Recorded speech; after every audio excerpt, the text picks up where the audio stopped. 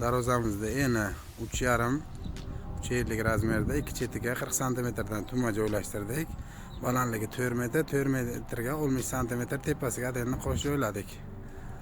Oldiniga vodiylis urilgan, 0.9 qalinlikka, ichiga stiklavata urilgan, ochilib yopilishlari bir qo'lda bemalol, xuddi gelik mustahkamligi, ana chetlariga adeni qo'shilgan, fasad berilgan, turbolardan tugmalar hammasi joylashtirilgan. Kraskasi Dayvo, gruntovka mana narsasi bo'lgan.